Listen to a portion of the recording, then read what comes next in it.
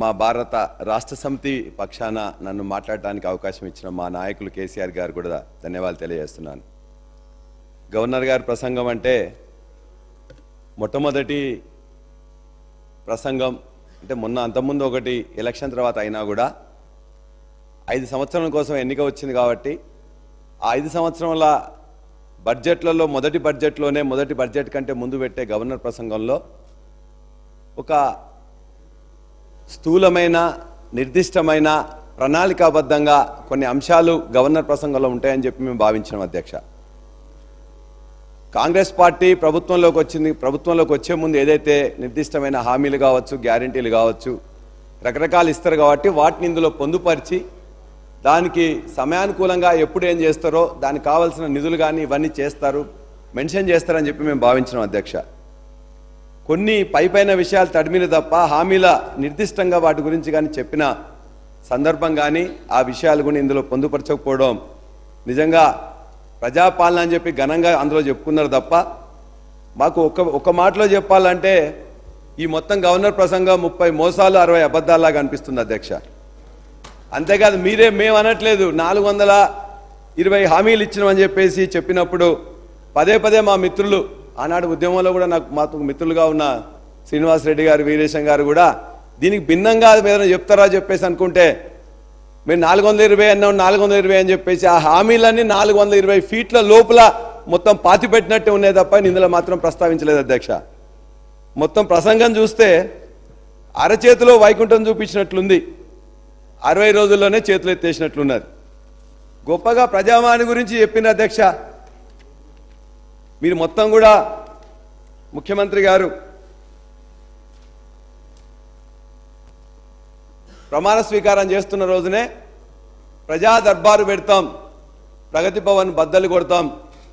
మొత్తం కూడా అని చెప్పేసి అందరూ చెప్తే నిజంగా ప్రజలందరూ కూడా అరే ఏంటిదేదో కొత్త మాటలు చెప్తున్నారు, ఖచ్చితంగా ఇదేమో చేస్తారా అని చెప్పేసి అనుకున్నారు. ప్రజా దర్బారు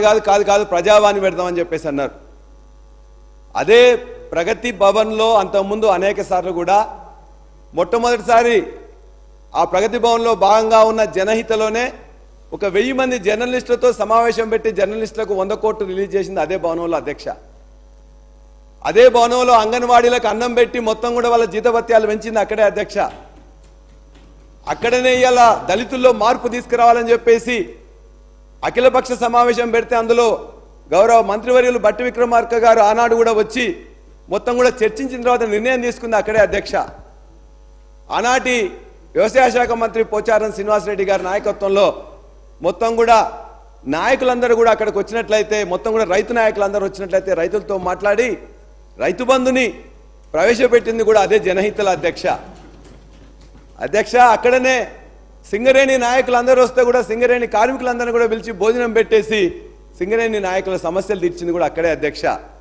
అంతే తప్ప అదేదో ప్రజలకు దూరంగా ఉన్న భవనం కాదు అధ్యక్ష, ప్రజల భవనంగా ప్రగతి భవన్ విరాసిల్లింది. కానీ అనేకం ఈ విధంగా వేలాది మంది లక్షలాది మంది ప్రజలను కలిసిన దాన్ని ఓకే పేరు మార్చారు, బాగుంది. ప్రజా దర్బార్ అన్నారు కాదు, ప్రజావాణి అన్నారు. ముఖ్యమంత్రి గారు నేను ప్రతిరోజు కూడా ఖచ్చితంగా ఒక రోజు అక్కడ కూర్చుంటాను, గంట కూర్చుంటాను, ఖచ్చితంగా కూర్చొని ప్రజల యొక్క బాధలు స్వయంగా వింటాను, స్వయంగా వింటేనే ఆ సమస్యలు తీరుతాయని చెప్పేసి ముఖ్యమంత్రి గారు రేవంత్ రెడ్డి గారు చెప్పారు. మేము నిజమే అనుకున్నాం. ఒకరోజు వచ్చిండ్రు,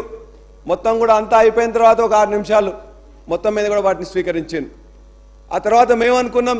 మంత్రులందరూ కూడా మీరు కూడా రోజుకోసారి పోవాలని చెప్పేసి అన్నారు. ఆ తర్వాత వారానికి ఒకరు లేకపోతే ఒక్కొక్కరు మంత్రులు కూడా అప్పుడప్పుడు పోయినారు. అధ్యక్ష, మంత్రులు కూడా మాకు కూడా శాఖలు వచ్చినాయి, మేము కూడా శాఖల్లో బిజీ ఉండాలని చెప్పేసి అని ఆ మంత్రులు కూడా చివరిగా కీలక అధికారులు పోతామని చెప్పింది. అధ్యక్ష, ఆ అధికారులు కూడా కొంతమంది పోయినారు. అధ్యక్ష, 2 రోజులు 3 రోజులు పోయినారు. అధ్యక్ష,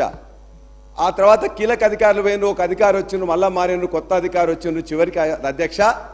ఇవాళ ఈ 2 నెలల 2 నెలలు అంటే 60 రోజులు. అధ్యక్ష, ఇవాళ అవుట్ సోర్సింగ్లో ఉన్న డాటా ఎంట్రీ ఆపరేటర్స్ ఇవాళ కిలోమీటర్లు 100 కిలోమీటర్ల నుంచి వచ్చిన వాళ్ళ యొక్క అప్లికేషన్ తీసుకునే దుస్థితి ఉన్నది. అధ్యక్ష, మేము అడిగేది ఇవాళ మీరు చెప్పింది గొప్పగా, ఇవాళ ముఖ్యమంత్రి గారికి సమయం లేనట్లయితే మంత్రులు లేకపోతే కీలక అధికారులు లేకపోతే ఇంకెవరు వస్తున్నారు. అధికారులు లేకుండా డాటా ఎంట్రీ ఆపరేటర్లతో ఇవాళ వాళ్ళ దగ్గర తీసుకొని చివరికి రేపొద్దున ఒక డ్రాప్ బాక్స్ పెడతామని చెప్పేసి మాకు అర్థమవుతుంది. అధ్యక్ష, మేము అందరినీ కోరుతున్నాం, ఇప్పుడే మా మిత్రులు శ్రీనివాసరెడ్డి గారు చెప్పిండ్రు ఇవాళ ముఖ్యమంత్రి గారు ఇంతకుముందు కేసీఆర్ గారు ఏదో ఎవరో ఆదేశిస్తే ఇంకోరు పాటించరని చెప్పేసి ముఖ్యమంత్రి గారు ఇప్పటిదాకా దరిదాపుగా 2 నెలల సమయంలో తప్పనిసరిగా అధిష్టానం దగ్గర పోవాలి కాబట్టి సగటున వారానికి ఒకసారి పోయింది ఆ పక్కనున్న భవన్ నుంచి అక్కడి నుంచి పోతారు కాబట్టి కనీసం వారానికన్నా ఒకసారి వస్తేనన్నా బాగుండేది వారు ఏదైతే చెప్పినరో చెప్పిన విధంగా వాళ్ళ అధిష్టానం దేవుడు శాసిస్తాడు ఇక్కడ అరుణాచలం పాటిస్తాడు మరి అదే కదా వారు చెప్పింది ఇప్పుడు ఎవరు శాసిస్తున్నారు ఎవరు పాటిస్తున్నారు 6 నెలల్లో 60 రోజుల్లో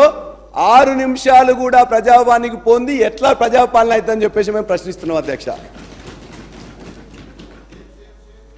శ్వేతపత్రాలు అంటే మేము ఒకటే కోరుతున్నాం అధ్యక్ష ఖచ్చితంగా ఇలా ఆదిలాబాద్ నుంచి వెళ్ళి భద్రాచలం వరకు సత్తుపల్లి నుంచి వెళ్ళి ఆలంపూర్ వరకు అనేక మంది 100 కిలోమీటర్లు ఇక్కడికి వస్తున్న వాళ్ళ యొక్క అప్లికేషన్ తీసుకుంటున్నారు ఒక SMS పంపిస్తున్నారు దయచేసి ఇప్పటికైనా ముఖ్యమంత్రి గారికి కనీసం రోజుకొక గంట టైం అక్కడ ఇవ్వాలని మీరు చెప్పిన విధంగా ఇవ్వమని మేము కోరుతున్నాం ఏం కోరట్లే మీరు చెప్పిందే పాటించమని అడుగుతున్నాం లేనట్లయితే కనీసం ఈ 2 నెలల్లో మీరు అంటే శ్వేతపత్రాలు అంటే బాగా ఇష్టపడుతున్నారు శ్వేతపత్రం ఒక దాని మీద ఇచ్చినాం రెండో దాని మీద ఇస్తాం మూడో దాని మీద ఇస్తామని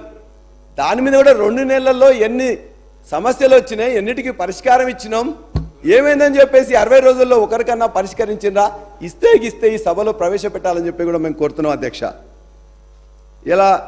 6 గ్యారంటీల గురించి గొప్పగా ఇందులో చెప్పారు 2 ఆల్రెడీ ఇచ్చినామని చెప్పేసి అధ్యక్ష ప్రజలందరూ పిచ్చోళ్ళు కాదు